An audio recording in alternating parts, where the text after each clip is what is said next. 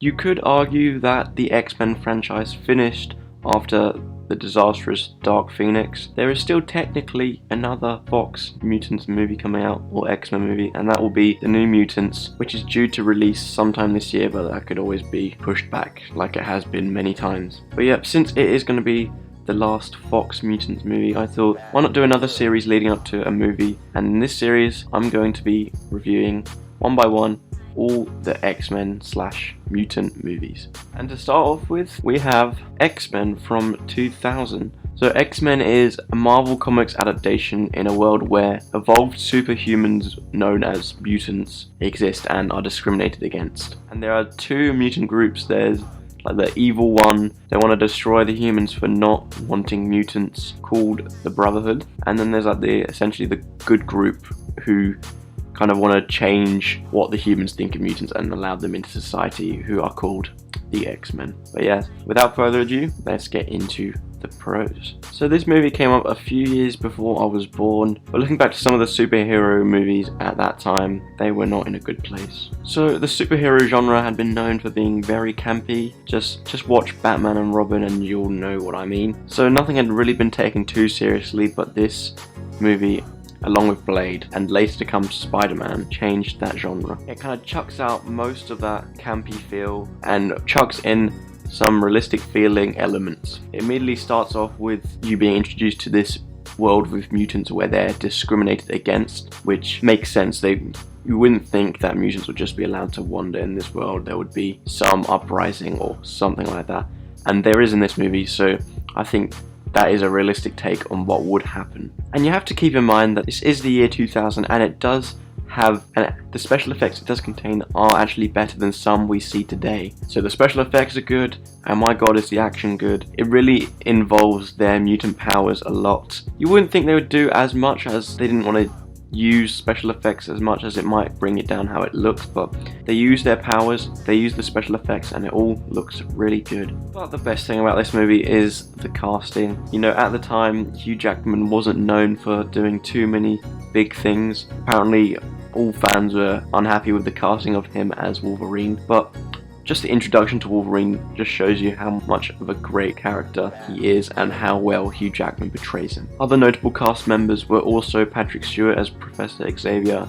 and Ian McKellen as Magneto. They nailed the casting with this, which launched this huge franchise. And if you're not familiar with the comics or you hadn't watched the 90s animated series, no need to worry, because you'll still understand what mutants are by the end of this. It starts with us seeing the point of view of mutants through an actual mutant called Rogue. She hits puberty and then her powers start to blossom. But yeah, so she is unaware what to do with her powers, she is scared, she is very confused, she runs away. Yeah, as I said, we get to see what mutants are through her eyes. For her, it's her first time experiencing mutants, and for us, it's our first time experiencing mutants. So it just makes for a good starting point for this series, and a good way to introduce the mutants to the audience. So now into the cons. I mentioned most superhero movies at the time had been very campy. For example, as I said, also watch Batman and Robin, you see how campy Jim Carrey as Riddler is, and Arnold Schwarzenegger as Mr. Freeze, just full of ice puns and all this just like childish and stupid stuff. But yeah, this movie still does contain some moments. Not a lot, but some. Most noticeably is Storm's line towards the end of the movie in the final battle with Toad. It was a bit cringy, I'm not going to lie, but you can get past it. As I said, it's also expected, as in, because this movie completely changed the genre, so it's bound to have its moments like that.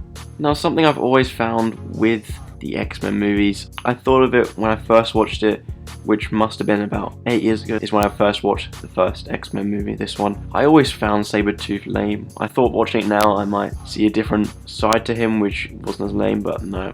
He's just very lame, underused, and in the comics he's known as Wolverine's biggest rival. The main issue here is the plotline itself. The plotline and Magneto's ambition is quite standard and is a bit dull. It's plucked straight out of the superhero plotline stereotype. Well, not even superhero, just action movie stereotype for a plot, with obviously some adjustments to fit what feels good with this movie. It's fine, I guess, but they could have done something better, and I felt as though having the final battle, having the fight at the Statue of Liberty just to like make the statement the mutants are America or whatever, it felt a bit off and forced. I wasn't a huge fan of it, but it's fine. It's not a big issue. It's just something I can't really look past, but nonetheless, it's just a minor issue I have with this movie. As mentioned quite a few times in this video, X-Men changed the superhero movie genre, so I'm forever grateful. Who knows, if we hadn't had that movie, if we would have had the MCU, things could have changed very differently. But yeah, as I said,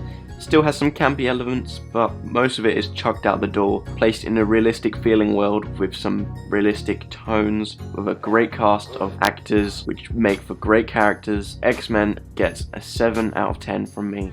If you're a superhero fan, it is very worth the watch, as most of it has aged pretty well. So as I said, this is the launch to my new X-Men series leading up to the New Mutants, so I hope you enjoy it. Please let me know in the comments what you thought of X-Men and also just the franchise in general. Also, I'd like to know what you think I could do to improve my videos and my channel, as I want to get the best out of it as I can. I'd really appreciate it if you would like and subscribe, and once again, thank you for watching.